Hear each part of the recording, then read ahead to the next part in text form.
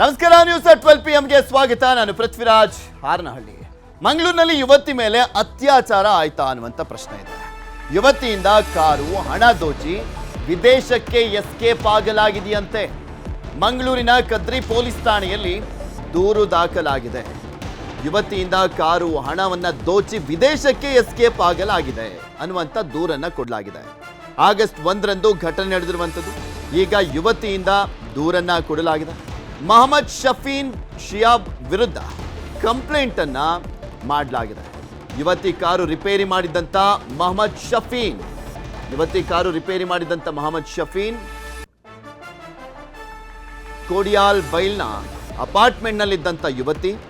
August 1ರಂದು ಮನೆಯ fridge ಸರಿ ಮಾಡಲಿಕ್ಕೆ ಯುವತಿ ಕರೆಯನ್ನ ಮಾಡ್ತಾಳೆ. ಆಗಸ್ಟ್ 1ನೇ ತಾರೀಕು ಈ ವೇಳೆ ಶಫೀನ್ ಹಣ್ಣು ಮತ್ತು ಜ್ಯೂಸ್ ತಂದಿದ್ದಂತೆ. ಫ್ರಿಡ್ಜ್ ಸರಿ ಮಾಡಲಿಕ್ಕೆ ಯುವತಿ ಕರೆ ಮಾಡಿದಾಗ ಶಫೀನ್ ಹಣ್ಣು ಮತ್ತು ಜ್ಯೂಸ್ ತಂದಿದ್ದಾನೆ. ಜ್ಯೂಸ್ ಕುಡಿದು ಪ್ರಜ್ಞೆ ತಪ್ಪಿರುವಂಥದ್ದು ಯುವತಿ. ಅದಾದ್ಮೇಲೆ ರೇಪ್ ಮಾಡಿದ್ದಾನೆ. ವಿಡಿಯೋ ಮಾಡಿಕೊಂಡು ಯುವತಿಗೆ ಬೆದರಿಕೆಯನ್ನ ಹಾಕಿದ್ದಂತೆ. ಜ್ಯೂಸ್ನಲ್ಲಿ ಮತ್ತು ಬರುವಂಥ ಔಷಧಿಯನ್ನು ಕೊಟ್ಟಿರುವಂಥದ್ದು. ಅದಾದ್ಮೇಲೆ ಆಕೆ ಪ್ರಜ್ಞೆ ತಪ್ಪಿದ್ದಾಳೆ. ಅದಾದ್ಮೇಲೆ ರೇಪ್ ಮಾಡಿದ್ದಾನೆ, ವಿಡಿಯೋ ಮಾಡ್ಕೊಂಡಿದ್ದಾನೆ. ಯುವತಿಗೆ ಬೆದರಿಕೆಯನ್ನು ಹಾಕಲಾಗಿದೆ. ಆಗಸ್ಟ್ 25ರಂದು ಶಫೀನ್ ಮನೆಗೆ ಹೋಗಿದ್ದಂಥ ಸಂತ್ರಸ್ತ ಯುವತಿ. ಆಗಸ್ಟ್ 25ನೇ ತಾರೀಕು ಶಫೀನ್ ಮನೆಗೆ ಹೋಗಿದ್ದಾಳೆ ಸಂತ್ರಸ್ತ ಯುವತಿ. ಶಫೀನ್ ಸಹೋದರ ಶಿಯಾಬ್ನಿಂದಲೂ ಕೂಡ ಅತ್ಯಾಚಾರಕ್ಕೆ ಯತ್ನವನ್ನ ಮಾಡಲಾಗಿದೆ. ತಪ್ಪಿಸಿಕೊಂಡು ತನ್ನ ಅಪಾರ್ಟ್ಮೆಂಟ್ಗೆ ಬಂದಿದ್ದಂಥ ಯುವತಿ ಸದ್ಯ ವಿದೇಶಕ್ಕೆ ಪರಾರಿಯಾಗಿದ್ದಾನೆ ಶಫೀನ್ ಮತ್ತು ಶಿಯಾಬ್ ಅನ್ನುವಂಥ ಆರೋಪವನ್ನ ಮಾಡಲಾಗಿದೆ. ಇಬ್ಬರ ಪತ್ತೆಗೂ ಕೂಡ ಲುಕ್ಔಟ್ ನೋಟಿಸ್ ಅನ್ನ ಹೊರಡಿಸಿದ್ದಾರೆ ಪೊಲೀಸರು. ಇಬ್ಬರ ಪತ್ತೆಗೂ ಲುಕ್ಔಟ್ ನೋಟಿಸ್ ಅನ್ನ ಹೊರಡಿಸಲಾಗಿದೆ. ವಿದೇಶಕ್ಕೆ ಪರಾರಿಯಾಗಿದ್ದಾರೆ.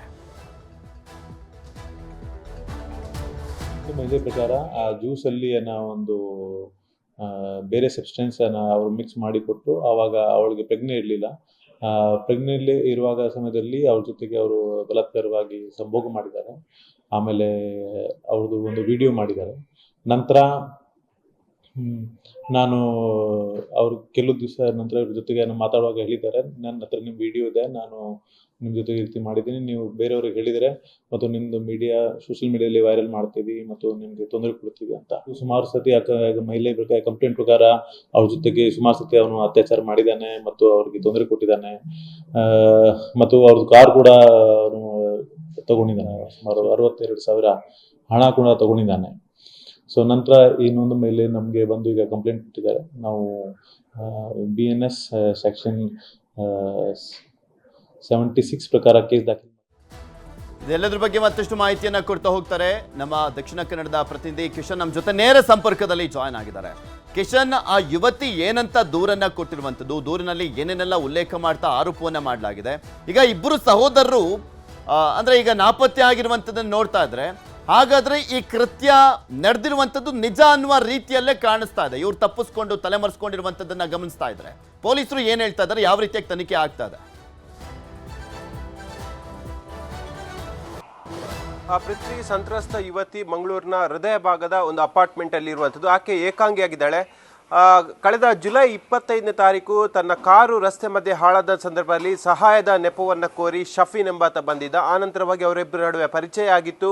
ಇದರ ನಡುವೆ ಆಗಸ್ಟ್ 1ನೇ ತಾರೀಕು ತನ್ನ ಮನೆಯ ಫ್ರಿಡ್ಜ್ ಹಾಳಾಗಿದೆ ಅಂತ ಹೇಳಿ ಶಫೀನ್ ಬಳಿ ಸಂತ್ರಸ್ತ ಯುವತಿ ಹೇಳಿದ್ದಾಳೆ. ಆ ಸಂದರ್ಭದಲ್ಲಿ ಆತ ಫ್ರಿಡ್ಜ್ ಮೆಕ್ಯಾನಿಕನನ್ನು ಕರ್ಕೊಂಡು ಬಂದು ಫ್ರಿಡ್ಜ್ ಸರಿ ಮಾಡಿದ್ದಾನೆ. ಅನಂತರವಾಗಿ ಸಂಜೆಯ ವೇಳೆಗೆ ಜ್ಯೂಸಲ್ಲಿ ಅಮಲ್ ಬರುವಂತಹ ಪದಾರ್ಥವನ್ನು ಸೇವಿಸಿ ಆಕೆಗೆ ಕೊಟ್ಟಿದ್ದಾನೆ. ಆನಂತರವಾಗಿ ಅಲ್ಲಿ ಅತ್ಯಾಚಾರವನ್ನು ಮಾಡಿದ್ದಾನೆ.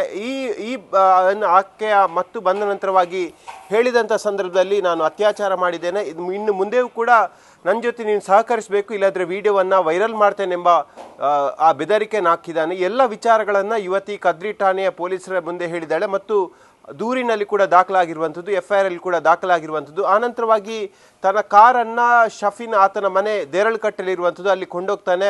ಕಾರನ್ನು ವಾಪಸ್ ತರಕ್ಕೆ ಹೋದಂಥ ಸಂದರ್ಭದಲ್ಲಿ ಮನೆಯಲ್ಲಿದ್ದಂಥ ಶಫೀನ್ನ ಅಣ್ಣ ಶಿಯಾಬ್ ಕೂಡ ಈಕೆಯ ಮೇಲೆ ಅತ್ಯಾಚಾರಕ್ಕೆ ಪ್ರಯತ್ನವನ್ನು ಪಡ್ತಾನೆ ಮತ್ತು ಶಿಯಾಬ್ನ ಪತ್ನಿ ಕೂಡ ಈಕೆಗೆ ಕೊಲೆ ಬೆದರಿಕೆಯನ್ನು ಹಾಕ್ತಾರೆ. ಈ ವಿಚಾರವನ್ನು ಬೇರೆ ಯಾರಲ್ಲಾದರೂ ಹೇಳಿದರೆ ನಿಮ್ಮನ್ನು ಮುಗಿಸೋದಾಗಿ ಕೂಡ ಹೇಳಿದ್ದಾನೆ. ಹಾಗಾಗಿ ಕಳೆದ 3 ತಿಂಗಳಿಂದ ಯುವತಿ ಈ ವಿಚಾರವನ್ನು ಯಾರಿಗೆ ಹೇಳೋದು ಯಾರಿಗೆ ಬಿಡೋದೆಂಬ ಗೊಂದಲದಲ್ಲಿದ್ಲು. ಕೊನೆಗೂ ತನಗೆ ನ್ಯಾಯ ಬೇಕು ಅಂತ ಹೇಳಿ ಕದ್ರಿ ಠಾಣೆಯ ಮೆಟ್ಟಿಲನ್ನು ಹತ್ತಿದ್ದಾರೆ. ಸದ್ಯ ಪೊಲೀಸರು ಕೇಸನ್ನು ದಾಖಲಿಸಿಕೊಂಡಿದ್ದಾರೆ.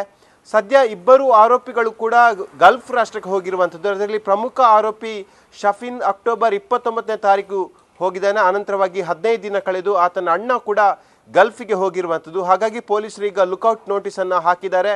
ಒಟ್ಟಿನಲ್ಲಿ ಹಿಂದೂ ಯುವತಿಗೆ ಈ ರೀತಿಯಾಗಿ ಅನ್ಯಾಯ ಆಗಿರುವಂಥದ್ದು. ಹಾಗಾಗಿ ಆಕೆ ತನಗೆ ನ್ಯಾಯ ಬೇಕಂತ ಹೇಳಿ ಪೊಲೀಸರ ಮೊರೆ ಹೋಗಿದ್ದಾರೆ. ಪೊಲೀಸರು ಕೂಡ ವಿವಿಧ ಆಯಾಮಗಳಲ್ಲಿ ತನಿಖೆಯನ್ನು ಮಾಡ್ತಿದ್ದಾರೆ. ಈ ಪ್ರಕರಣದಲ್ಲಿ ಬೇರೆ ಬೇರೆ ಆಯಾಮಗಳಿರೋ ಬಗ್ಗೆ ಕೂಡ ಪೊಲೀಸರಿಗೆ ಖಚಿತವಾದ ಮಾಹಿತಿ ಲಭ್ಯ ಆಗಿರುವಂಥದ್ದು. ಈ ನಿಟ್ಟಿನಲ್ಲಿ ಅವರಿಬ್ಬರ ಪತ್ತೆಗೆ ಪೊಲೀಸರು ಈಗ ವಿಶೇಷವಾದ ತಂಡವನ್ನು ರಚಿಸಿದ್ದಾರೆ ಮತ್ತು ಭಾರತಕ್ಕೆ ಬಂದಂಥ ಸಂದರ್ಭದಲ್ಲಿ ಅವರನ್ನು ಬಂಧನ ಮಾಡೋಕ್ಕೆ ಲುಕೌಟ್ ನೋಟಿಸನ್ನು ಸದ್ಯಕ್ಕೆ ಹಾಕಿರುವಂಥದ್ದು.